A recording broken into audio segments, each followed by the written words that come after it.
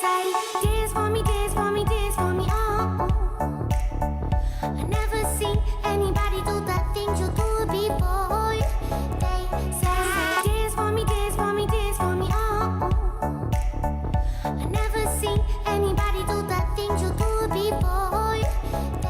Bon matin sur France 3 Bretagne, bienvenue dans Vous êtes formidable. Ce matin, nous recevons Emmanuel Holder, naturaliste et conservateur de 2 réserves naturelles dans les Monts d'Arrée pour l'association Bretagne Vivante. Une sensibilité à la nature qui ne cesse de le guider, même à ses heures perdues, auteur mais aussi photographe. Il dirige aussi la revue Glaze, une revue dédiée à la nature bretonne. Merci d'avoir accepté notre invitation. Alors vous l'aurez compris, une émission nature, une émission de passionnés. Avec nous ce matin, Michael Lichty, photographe animalier. Beret Kadoudal, vous êtes artiste plasticienne. Et Anne Guirado, vous êtes coordinatrice éditoriale chez Cobb Braze. Bienvenue à tous les 4. Alors Emmanuel Holder, ce matin, vous aviez envie de partager avec nous votre attachement à la nature, une passion qui vous anime depuis votre tendre enfance. Est-ce que ça commence d'abord par des jolis souvenirs d'enfance, justement ?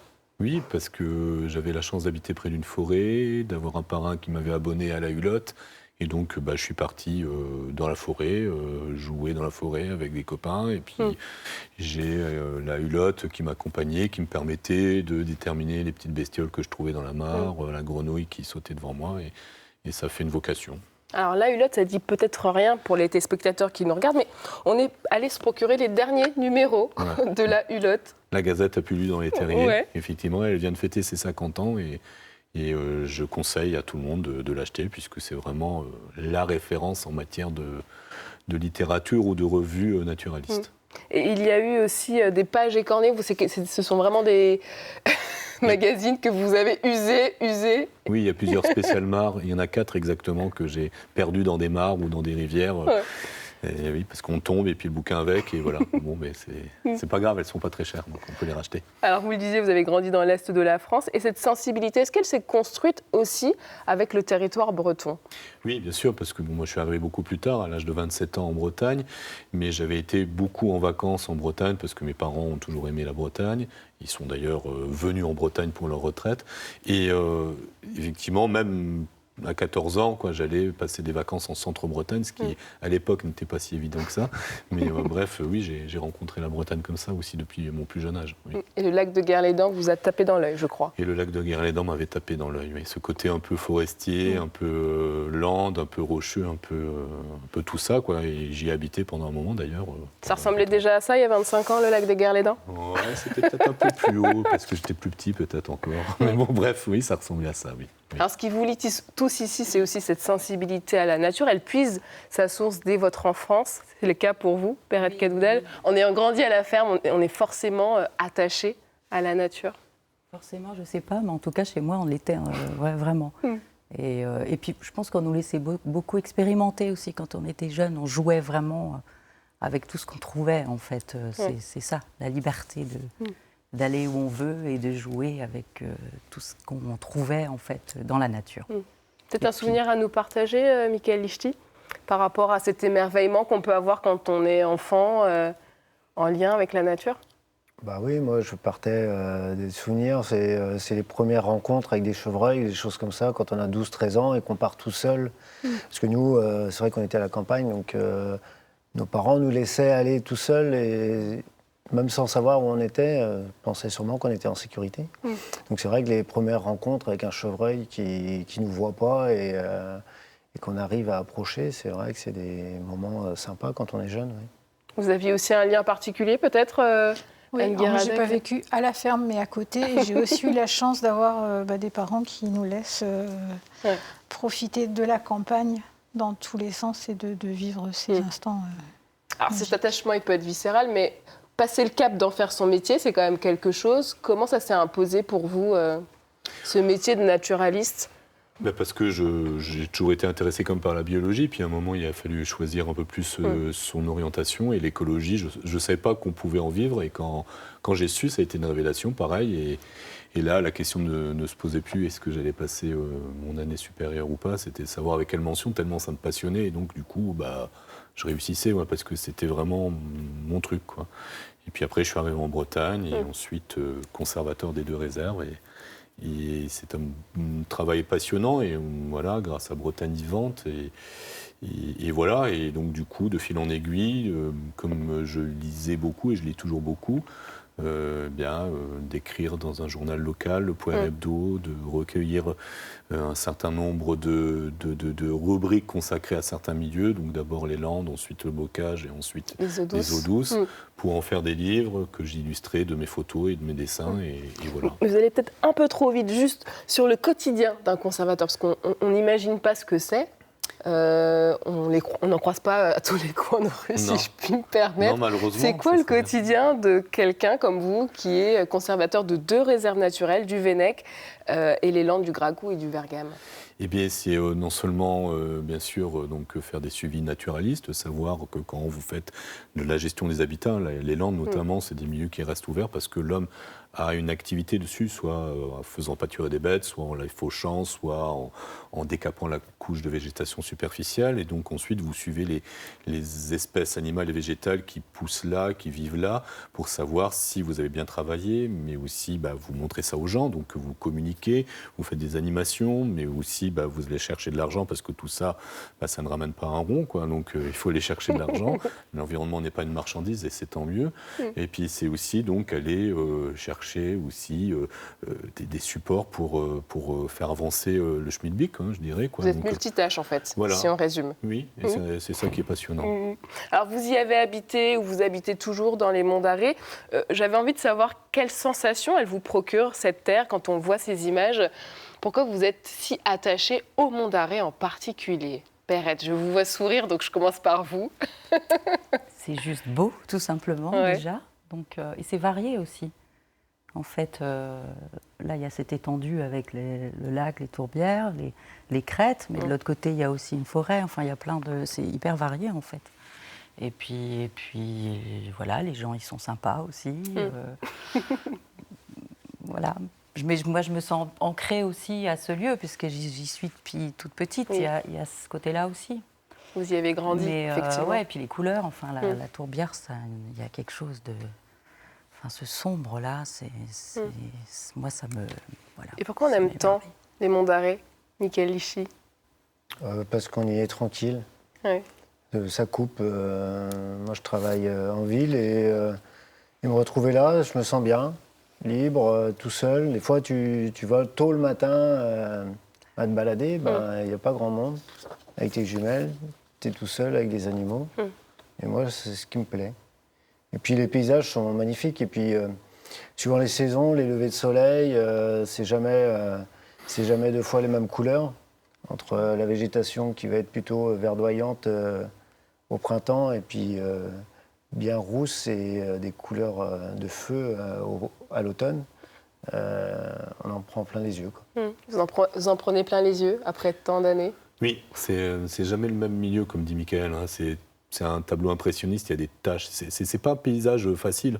C'est pas un paysage pour les cartes postales, c'est pas un paysage pour... Quoique, cette photo pourrait faire l'objet d'une carte postale. Non, il faut avoir un regard exigeant, quoi. Et c'est pour ça que c'est bien les Monts d'Arrée, c'est que vous avez plein de choses, quoi, qui composent l'image, quoi. Et chaque jour, la lumière change, et chaque saison, la couleur change. Et puis vous avez aussi l'humeur du spectateur qui joue, quoi. Et justement, c'est un pays où il y a des gens qui ont un caractère, et donc tout ça fait une alchimie qui est intéressante. C'est aussi ce qu'on retrouve je vais peut-être trop vite, mais dans le journal Glace, quoi. C'est tout ça qu'on va retrouver dans cette revue Glace. Donc avant de revenir sur vos différents travaux, on vous propose ce matin de découvrir une initiative portée entre autres par l'association Bretagne Vivante, parce qu'on n'a pas tous la chance d'habiter dans les Monts d'Arrée, mais même quand on est citadin, on peut chacun y mettre un peu de sa part. Regardez. En effet, Nfanté, pas besoin d'habiter forcément à la campagne pour apprendre à préserver les espaces verts et la biodiversité autour de nous. On va parler d'une initiative qui est née notamment ici à Rennes, à la Maison de la Consommation et de l'Environnement où tu travailles, Cécile. Ça s'appelle un MOOC. Alors qu'est-ce que c'est qu'un MOOC? Alors un MOOC, c'est un drôle de nom pour une formation en ligne, gratuite et ouverte à tous. Et cette formation, elle s'appelle Jardiner avec le vivant, si je ne me trompe pas. Oui. On va se mettre sur l'ordinateur, parce qu'évidemment, ça se passe sur l'ordinateur. Est-ce qu'il faut se mettre avec sa pelle et son râteau? Je te laisse t'asseoir. Alors, non, surtout pas de pelle et de râteau sur un ordinateur, ça ne va pas servir à grand-chose. En fait, un MOOC, c'est comme un site internet avec différentes informations qui sont sur une page, qui défilent. Et en fait, on a plusieurs informations à suivre et à faire au fur et à mesure de la page. Donc en fait, c'est comme un cours, on va dire. Ça dure combien de temps d'ailleurs? Alors, c'est assez variable, mais en moyenne, on compte 2 heures par semaine d'activités à faire. Et en fait, chaque cours, finalement, c'est une séquence. Donc le MOOC Jardiner avec le vivant est constitué de 6 séquences. Donc il y a l'introduction, pousser les portes du jardin, rencontrer la vie sauvage, plonger dans le sol, utiliser les matières végétales, réinventer les espaces, pratiquer et s'aimer. Bon, alors on ira tout à l'heure dans le détail, on va aller dans votre jardin à l'étage pour en apprendre un petit peu plus. Et en fait, ça, vous l'avez développé avec plusieurs associations bretonnes. Oui, on est 5 associations bretonnes derrière ce projet. Donc il y a la MCE qui assure la coordination du projet. Il y a Bretagne Vivante qui a fait toute la partie ingénierie pour qu'il y ait de la cohérence entre les séquences. Il y a aussi Vers le Jardin qui est une association membre de la MCE. Eau et Rivière de Bretagne qui fait partie de la MCE. Et la Maison de la Bio du Finistère avec laquelle on travaille depuis déjà des années. Alors justement, la MCE, on va en parler un petit peu, puisque c'est là où on se trouve. À quoi il sert ce lieu? Alors ce lieu, c'est un lieu qui est ouvert à tout le monde. On n'est pas une administration, on est une association qui fête bientôt ses 35 ans. Et c'est un lieu où aujourd'hui on a 29 associations qui sont ici ensemble dans le but de travailler sur des projets. Alors par exemple, aujourd'hui c'est une exposition qui est dans nos locaux. C'est un projet d'exposition qui a été fait avec le collectif Éthique sur l'étiquette. C'est un collectif avec lequel on travaille.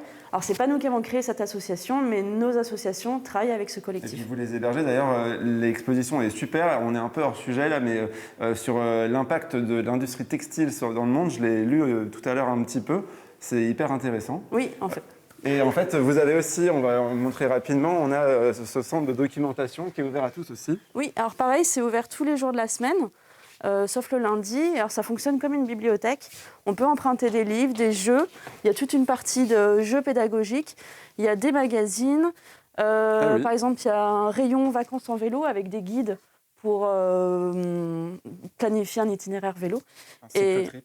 Voilà. Et en fait, tout ça est disponible gratuitement sur inscription. Et il y a un jardin sur le toit. C'est quand même assez rare en plein centre de Rennes. On est à 100 mètres de la gare. Et dans le jardin, on va retrouver ta collègue qui va nous en dire plus sur le contenu du MOOC. Comme ça, vous aussi, vous allez pouvoir vous former à jardiner avec le vivant à la maison. Donc, reste bien avec nous. Ça se passe tout à l'heure. À tout à l'heure, Evan. Merci. On va rester dans la thématique des livres. On va parler d'un MOOC, un autre MOOC. Oui. Le Glace que vous avez lancé après 3 ouvrages que vous avez écrits, vous le disiez tout à l'heure, Les Landes vivantes, À travers le bocage et Eau douce.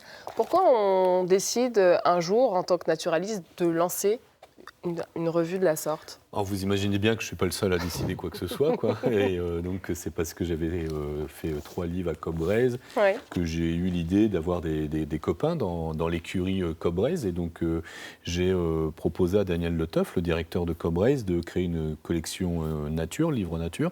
Il était d'accord et donc j'ai cherché. Et je croyais qu'effectivement beaucoup de gens rêvaient d'écrire leurs livres avant 50 ans. Et non, finalement. Donc Jeanne Le Guenec, donc, qui travaille avec Anne, a émis l'idée de faire un MOOC. Alors c'est pas le même MOOC, c'est pas le même MOOC que la maison des qu'on a vu tout à l'heure, l'association qu'on a vu tout à l'heure. C'est le MOOC, donc contraction de magazine et de book, donc, qui est donc une revue richement illustrée, de qualité, etc. Et c'était quoi votre intention de départ ? C'était de pouvoir justement avoir des auteurs qui puissent écrire dans ce MOOC sans qu'il y ait un livre à faire, quoi. Donc c'est plus facile de solliciter des auteurs pour des articles de 20 000 signes que des gens qui écrivent un gros livre. De pages.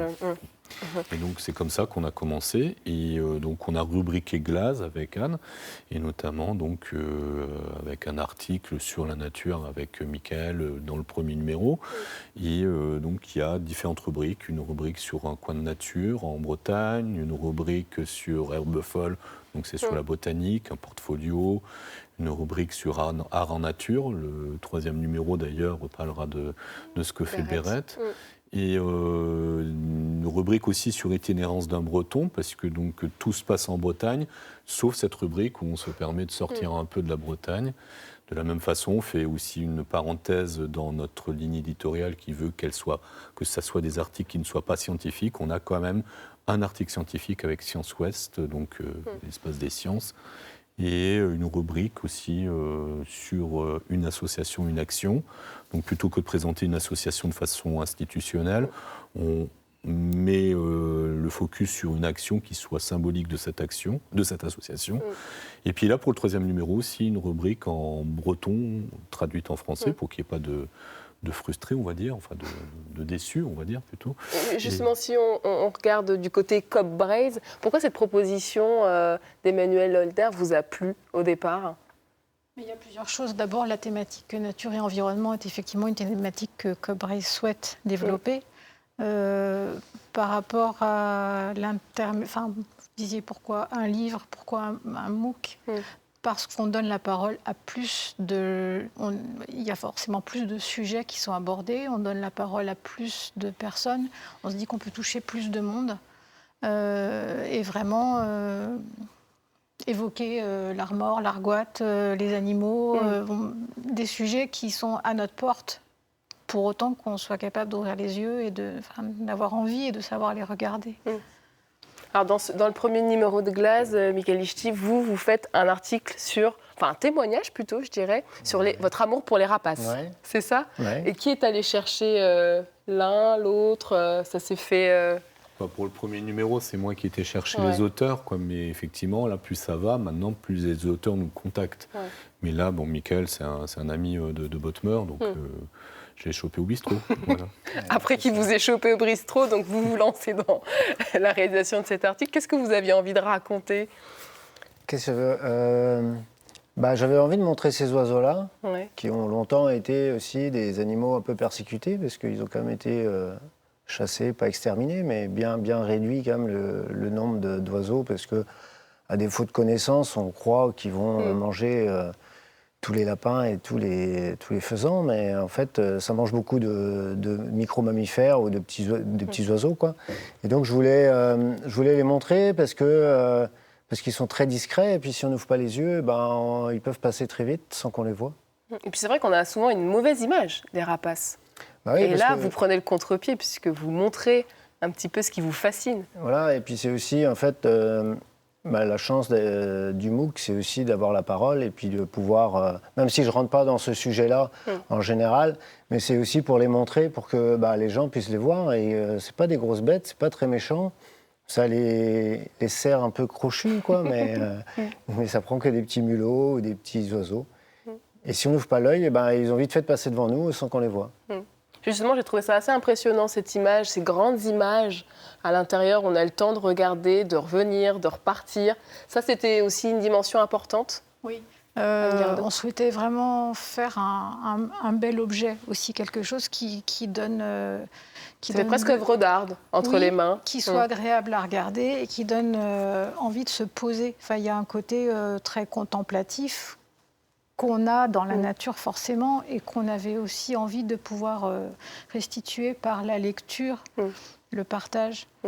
Et en tant que lectrice, ce qui m'a aussi frappée, c'est l'utilisation du jeu, qui revient souvent, mais qui donne aussi une force supplémentaire au récit, quelque chose de très intime. Ça, c'est quelque chose... c'est une demande que vous faites ou ce sont naturellement les contributeurs qui le proposent ? C'est une demande, on ne demande pas qu'ils utilisent le jeu, mais on demande un témoignage personnel, lui. C'est vraiment sans vouloir être trop vaniteux, quoi. Moi, je suis très attaché au nature writing, j'en lis beaucoup.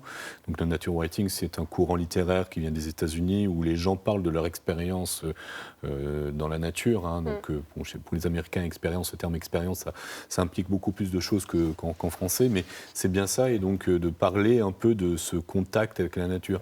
L'idée quand même de Glaze, c'est de permettre à des gens, une fois qu'ils ont lu Glaze, d'avoir une énorme envie d'aller dehors avec une paire de bottes, une paire de jumelles au cou et le nez au vent, et d'aller simplement avoir du plaisir dans la nature. C'est vraiment ça. Parce que je pense que plus de gens auront du plaisir à être dans la nature, plus de gens voudront la respecter et la protéger, quoi. On voit par exemple le succès là, récent de films comme La Vallée des Loups, comme La Panthère des Neiges ou encore Lynx, et c'est des succès qui dépassent le cercle intime des naturalistes, et je pense que les gens ont besoin de retrouver cette nature, ou leur nature, je ne sais pas, et donc d'aller justement dehors. Et donc Glace leur permet aussi de donner des idées, des envies, de susciter des envies, et je crois que... moi, par exemple, le premier, j'ai beau être coordinateur de cette revue, le premier article que j'ai lu dans ce premier numéro avec Yves Gladu et une plongée sous-marine, ça m'a donné envie de reprendre mes palmes, mon masque et mon tuba pour aller de nouveau plonger sous l'eau, quoi. Et ça passe aussi par émerveiller par les images. Oui, tout à fait, ouais. Vous allez peut-être commenter cette magnifique photo, Michael Lichty, parce que... Donc c'est un faucon pèlerin. Donc c'est l'oiseau le plus rapide du monde. Quand il pique sur ses proies, c'est un chasseur d'oiseaux en vol, donc il attrape ses proies en vol. Et donc ça, c'est des affûts qui ne sont pas donnés tous les jours, parce que c'est beaucoup de travail de préparation, de repérage, savoir qui va venir sur cette branche se poser. C'est toute une organisation dont on ne mesure pas. Donc ça, c'est des affûts qui font plus de 12 heures dans la journée, quoi. En fait, on rentre dans notre boîte le matin quand il fait nuit et on ressort quand il fait nuit. Et on a mal aux jambes parce qu'on n'a pas bougé de toute la journée. Et il paraît que vous attendez aussi très très longtemps pour avoir peut-être le cliché. C'est ça. Hein. Là, si le faucon pèlerin nous voit nous cacher ou qu'il nous voit sortir, il est capable de plus venir, en fait. Il ne viendra plus jamais sur cette branche-là parce qu'il pense qu'il y a un danger. Donc en fait, il faut qu'on arrive la nuit. Donc les affûts d'hiver sont plus courts parce que les journées sont plus courtes. Et si c'est l'été, ça peut vite monter à 14 ou 15 heures d'affût. Donc un affût, c'est une petite boîte d'1 mètre carré à peu près, où on ne bouge pas de la journée. Donc il faut tout prévoir, le casse-croûte, et puis s'armer de patience. Au bord d'une falaise quand même. Au bord d'une falaise. Donc arriver de nuit dans une... Voilà, j'arrive de nuit, en fait je dois descendre déjà de 2 ou 3 mètres à la corde pour pouvoir accéder à un tout petit plateau.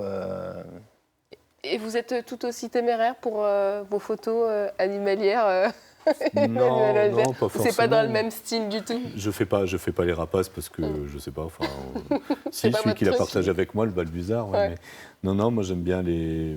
Moi, j'ai pas vraiment de sujet de prédilection. Je fais la macro comme des oiseaux, comme des mammifères, des paysages aussi, oui. Mais c'est important pour vous. Vous nous avez dit en préparant cette interview que c'était des moments ressourçants pour vous, la photo. C'est des moments où justement je suis tout seul, où je suis entre la nature et moi, et c'est des moments où tout se calme. Je suis pas d'une nature très patiente, mais je suis capable effectivement de faire des affûts très longs. Je suis capable aussi de rester une journée autour d'une prairie fleurie à photographier les insectes et être juste bien. Mais c'est vraiment une autre façon que d'être bien avec des amis, c'est une autre façon que d'être bien pour d'autres raisons, quoi. C'est vraiment un moment de suspension. Et si on revient à la revue Glace, la question que je me suis posée, Anne Gardeux, je vous la pose, est-ce que finalement cette revue, elle est militante aujourd'hui, elle s'assume comme telle ? Puisque cette nature, on a besoin de la protéger, c'est un petit peu ce que... Je crois qu'on peut dire oui. Pour le respect de la nature, oui, c'est une évidence. Enfin, c'est ce qu'on... Alors, on ne le dit pas, on essaie de ne pas y aller avec des gros sabots, mais montrer les beautés, le mot est faible, mais un ami m'a dit récemment qu'on vendait du rêve. On ne vend pas du rêve, on montre la nature. Enfin, simplement, quoi. Donc, oui, sans le dire, montrer ce qui est beau, montrer ce qu'on est aussi en train de faire disparaître si on n'y fait pas attention. Dans le prochain Glace, il y aura un article écrit par Emmanuel et Guylain Bardou qui sont à l'origine de l'exploration Under the Pole. Enfin, ils plongent dans les récifs coralliens, explorer les fonds de l'Arctique. Et ils expliquent à quel point c'est important de comprendre pour savoir ce qu'il faut protéger, enfin savoir quelle richesse on a sous nos pieds, sous nos yeux, pour pouvoir y faire attention. Et donc oui, en ce sens, on peut dire qu'on est militant, je pense. On peut être que militant pour prétendre pouvoir préserver, ou en tout cas être dans l'optique de sensibiliser. Oui, je pense, oui. Mais militant, c'est vrai que on carbure pas pour un parti politique ou un autre, ou pour une association ou pour une autre, mais on propose enfin, vraiment de mettre en avant ce qui nous paraît être très beau. Puis bon, il y a aussi un investissement de Cobbraise derrière, quoi, c'est-à-dire d'avoir du papier recyclé, d'imprimer cette revue en Bretagne, hein, chez Cloître. Donc c'est quelque chose qui est fini, et de faire travailler aussi des artistes pour les couvertures, mais aussi des poètes, par exemple, donc pour mettre des poésies en 4e de couve. Donc c'est aussi faire vivre le territoire, et rien de plus moderne que de faire vivre ce territoire, ses ressources locales, mais aussi des artistes. Donc On va y venir justement dans quelques instants avec Beat Kedoudal. Mais d'abord, on part retrouver Evan qui nous fait découvrir une initiative portée entre autres par l'association Bretagne Vivante. Alors, pour récapituler, ce matin, on vous parle d'un MOOC, une formation à faire sur votre ordinateur qui est gratuite pour apprendre à jardiner avec le vivant. Ce MOOC, il a été créé notamment par Bretagne Vivante, l'association pour laquelle tu travailles, Laetitia. Et ça veut dire quoi, justement, jardiner avec le vivant? Parce que quand on jardine, c'est forcément vivant, non? Alors, partiellement, ça dépend comment on jardine, parce que l'homme a aussi beaucoup de créativité pour inventer des méthodes artificielles pour produire. Les engrais chimiques, par exemple, n'ont rien de vivant. Donc, dans le MOOC Jardiner avec le vivant, nous, on est vraiment sur prendre soin du vivant, c'est-à-dire comment on prend soin du sol, quels gestes on met en place pour ne pas détruire la vie du sol. On est aussi sur préserver la faune et la flore sauvage, comment on l'accueille dans son jardin, comment on rend compatible nos usages humains avec une présence d'une vie sauvage dans un jardin, et comment on utilise l'observation pour aussi apprendre du vivant et composer avec. S'adapter en fait aussi à ça. C'est ça. Alors c'est 6 cours de à peu près 2 heures, donc avec des vidéos qui ont été faites dans un jardin pas très loin d'ici. On va vous donner un petit aperçu de ce que vous pouvez y voir en allant voir de plus près ces composts. Qui sent bon le compost. Oui. Alors effectivement, dans le MOOC Jardiner avec le vivant, on aborde notamment dans une des séquences, il y a toute une séquence qui est consacrée au paillage et au compostage, parce que le compost, en fait, c'est pas une poubelle dans laquelle on met des résidus végétaux. C'est tout un processus biologique, et en fait, il y a une bonne manière de composter. Et ça, on ne le sait pas forcément. Forcément. Du coup, on se dit, le compost, ça peut sentir mauvais, ou alors j'ai des tas de moucherons, etc. Et en fait, il y a des bonnes manières de s'occuper d'un compost pour avoir... alors là, on voit un compost qui n'est pas du tout mature. Et là, c'est ce que ça donne après. Voilà, c'est ce qu'on cherche à avoir quand on composte des résidus végétaux. On cherche à avoir cette partie terreau, cette partie humus qui est fertile, et qui sert... Donc, pour avoir ça, il faudra vous inscrire au MOOC. On va vous dire comment le faire dans moins d'1 minute. On va rentrer dans la serre, vous montrer autre chose. Oui, le parce paillage. que justement, là, on est en février. Donc, qu'est-ce qui est de saison au jardin? C'est une période un petit peu creuse. Le paillage, hyper important justement pour la préservation du sol. On en parlait tout à l'heure. Parce qu'un sol qui n'est pas paillé, ça veut dire qu'il est soumis aux pluies notamment, ce qui est très destructeur pour le sol. Et le paillage, ça va venir faire une couverture naturelle qui va aussi préserver tous les micro-organismes. Alors là, ils vont être bien enfouis parce que forcément, on est en hiver, donc je ne sais pas forcément si on va la terre, elle n'est pas trop sèche quand même. Voilà, donc ça évite le dessèchement, effectivement. Donc ça, c'est plutôt pour l'été. Ça préserve des pluies. Ça permet aussi, le paillage, il va venir nourrir en fait tous les micro-organismes qui vivent dans le sol, donc les petites bêtes du sol, etc., les champignons, les bactéries. Ça permet que en dessous, la biologie fonctionne, que ça vive et qu'ils puissent travailler pour fabriquer cette terre en fait. Et là, on y est sur le jardinage avec le vivant du coup. C'est ça. Et alors, on n'a plus beaucoup de temps, donc je voulais qu'on parle rapidement de ça. Parce qu'effectivement, le MOOC, c'est un outil numérique, mais qui incite à aller dans son jardin et à faire des choses en vrai. Et donc, on propose un outil diagnostique pour appliquer concrètement dans son jardin les contenus du cours. Parce que c'est bien d'avoir les contenus, la théorie. Maintenant, on vous propose, avec le diagnostic, de voir comment l'appliquer, la pratique. En pratique, concrètement, comment on s'inscrit à cette formation en ligne? Alors, on s'inscrit sur le site de Tela Botanica. Tela Botanica, voilà, qui est une plateforme, en fait, un réseau national dans lequel il y a plusieurs MOOC qui sont hébergés, dont le nôtre. Et il y a déjà plus de 6000 inscrits sur ce MOOC. Et donc, vous commencez à vous inscrire et la mise en ligne des contenus aura lieu fin mars. Le 28 mars. Le 28 mars, voilà. Donc, de quoi avoir un beau jardin qui respire la biodiversité et qui soit bien vivant pour cet été. C'est ça. Envie. Et j'ai plus qu'à avoir un jardin. J'en ai pas, mais il y a peut-être une formation pour ça. Tu peux quand même suivre le MOOC. Voilà. Vous savez ce qu'il vous reste à faire. Allez, à très bientôt. Merci beaucoup Evan, à bientôt. Quand on voit ce genre d'initiative, Emmanuel Holder, quand on n'a pas la chance de vivre dans les monts d'Arrée entourés de la nature, qu'est-ce que vous auriez envie de dire à celles et ceux qui se disent « bon bah moi j'habite en ville, je ne sais pas trop quoi faire pour préserver la nature Mais il y a toujours par où ça commence en fait? Il y a deux. Déjà, dans son jardin, on peut faire venir des espèces animales. Hein. On peut planter autre chose que du géranium pour faire venir, par exemple, un hérisson, des oiseaux, etc. D'ailleurs, Bretagne Vivante fait une opération compter les oiseaux tous les ans, au mois de janvier. Donc, ça peut être intéressant. Et puis, c'est aussi devenir militant pour que la nature en dehors des villes ou à proximité des villes soit respectée. Soit mieux défendu. Ça, donc, par exemple, à Bretagne Vivante, il y a 3500 adhérents, 60 salariés qui militent pour la protection de la nature en Bretagne et on a des résultats. Eau et rivière aussi, par rapport aux marées vertes. Donc, les choses avancent, peut-être pas assez vite, mais les choses avancent. Et la nature s'ouvre à d'autres horizons. Dans le numéro 3 de Glaze, un article sera consacré à Berette Cadoudal, ici présente. Vous avez souhaité qu'elle soit à nos côtés ce matin. C'est une autre approche qui s'inspire de la nature. Et chez vous, ça commence avec l'encre. Oui, c'est l'encre de Chine. Ouais. Oui. Et ensuite, la tourbe. Voilà. La nature, oui, je m'inspire de la nature. C'est ma muse, on va dire. Mais, c'est évident pour vous, ça va de soi? C'est évident. Ouais. On est liés. Enfin, en fait, on est la nature, nous aussi, en fait. Voilà, c'est juste ça. On fait un. Oui, je commence par une tâche, en fait, d'encre ou de tourbe. Que j'ai tout près de chez moi. Et ensuite, c'est comme quand on regarde les nuages, quand on est enfant et qu'on imagine, je sais pas, un animal. C'est un peu ça, en fait. Je pars de cette tâche et j'imagine quelque chose. Il y a un point de départ, en fait. Et ensuite, je suis à la plume. Voilà. Et de ces coups de pinceau, de ces coups de crayon, est-ce que vous projetez sur un résultat ou au final vous vous laissez porter? Parce que parfois, ça ressemble à des monstres, à des créatures. On ne sait jamais trop, en fait. Quand je vois le point de départ sur la tâche, je vois à peu près ce que ça va donner. Ouais, quand même. D'accord. Tout en étant... Enfin, c'est spontané quand même, mais je vois à peu près maintenant ce que ça va donner, en fait. Voilà. Si. Ouais. Il y a toujours une part de rêve?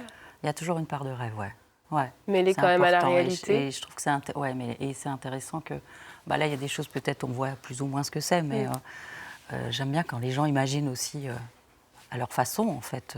Je donne juste un support et à eux d'imaginer. Qu'est-ce qui vous a touché dans le travail de Berette Cadoudal?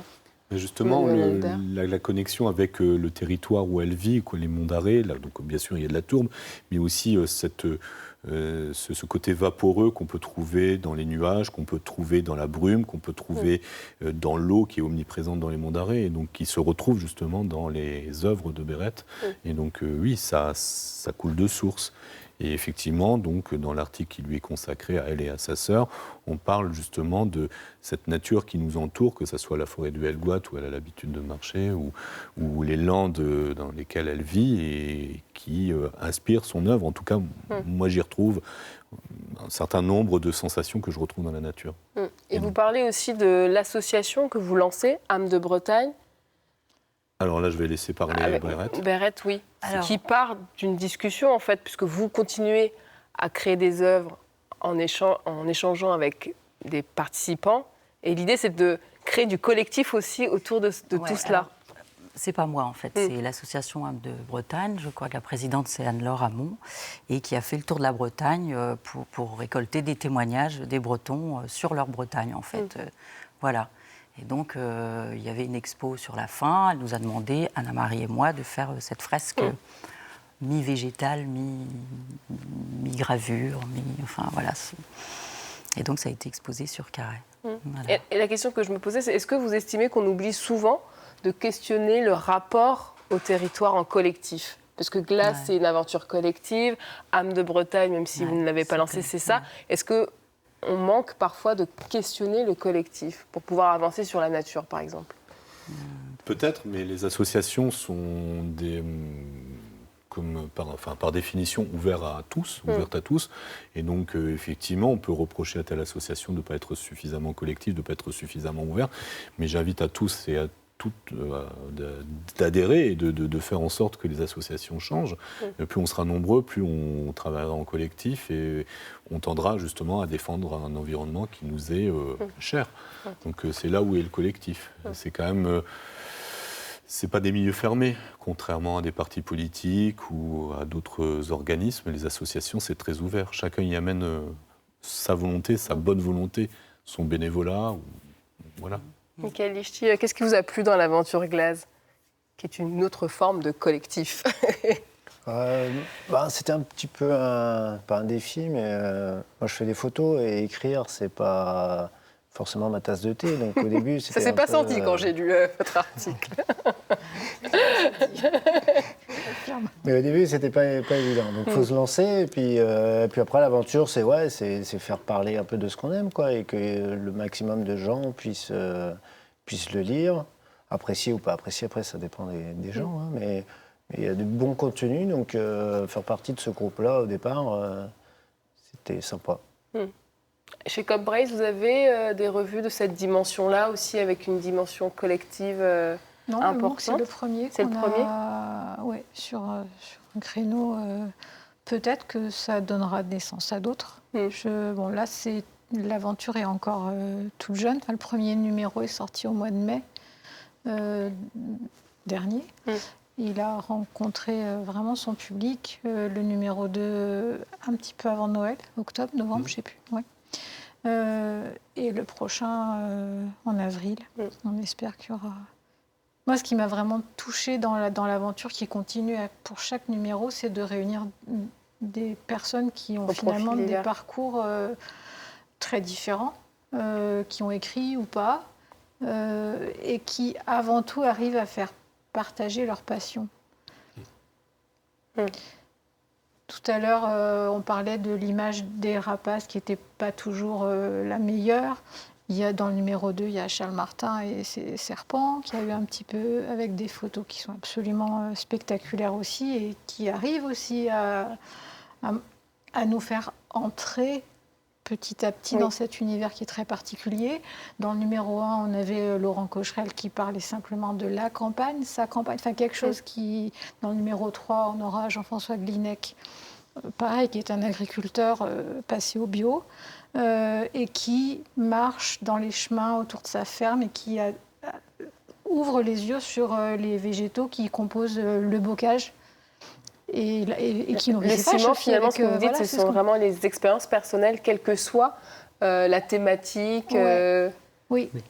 Tout à fait ça, oui, effectivement. Ce qui fait que chacun, je pense, peut y trouver... On parle des associations, il y a des associations très nombreuses et qui œuvrent chacune sur des domaines aussi très particuliers. Dans le numéro 3, ce sera l'association Justement, sur le numéro 3, quel est le menu? Qu'est-ce qui attend les lecteurs mi-avril? On a le droit d'en parler? Oui. On a le droit d'en parler. Un petit peu quand même. Il est prêt à partir. Si, on a le droit d'en parler. On ne partirait pas comme ça, quand même, Emmanuel Holder. Il y a là dans la rubrique Coin de nature, il y a Laurent Marie qui va nous parler de la baie d'Audierne avec des superbes illustrations qu'il a dessinées. Il y aura donc l'article consacré à Bérette et à sa sœur Anna-Marie et à Anne de Bretagne, donc dans Art et Nature. Pour l'itinérance d'un Breton, c'est donc le couple Emmanuel et Guylain Bardou. Oui. Voilà. Il y aura aussi donc un article sur écrit par Marcel Gouanec sur la faune de sa campagne. Donc un monsieur qu'on a rencontré lors de l'organisation d'un festival de photos animalières à Brasparts et qui fait des photos et qui joue du banjo. Et voilà. Et il y a l'article de Patrick Trécul sur la genette, donc un animal très très rare, c'est la panthère bretonne. Il faut que vous attendiez le numéro 3, je vous en dirai pas plus. Il y a aussi donc l'article de Jean-François Glinec là, sur sa ferme, les herbes. Il y a un article... Donc tout ce joli programme, c'est pour mi-avril, c'est voilà, ça? Mi-avril, oui. C'est ça. J'en oublie, désolé, excusez-moi. Et une dernière petite question. Après tant d'années dans le CopBrace, Emmanuel Holder, est-ce qu'on se sent breton? L'enfant qui a grandi dans l'Est de la France. Oui, je pense être breton, en tout cas, même plus que... Je défends la Bretagne, je défends son patrimoine naturel, et je crois que mériter plus le titre de breton que d'autres qui la détruisent. Et bien ça, c'est dit. À bon entendeur. Merci beaucoup Emmanuel Holder. Merci à tous pour cette belle découverte des monts d'Arrée et de la nature. Merci Anne-Mickaëlle Berrette d'avoir été avec nous. Comme il est de coutume dans cette tradition, puisque vous m'avez dit que vous aviez regardé les émissions, vous êtes formidables, c'est l'heure de la photo de fin d'émission. Voilà. Merci à vous qui nous suivez chaque matin. À demain pour une nouvelle rencontre bretonne. Bah, dis donc. Dance for me, dance for me, dance for me, oh. I never seen anybody do the things you do before. They say, dance for me, dance for me, dance for me, oh. I never seen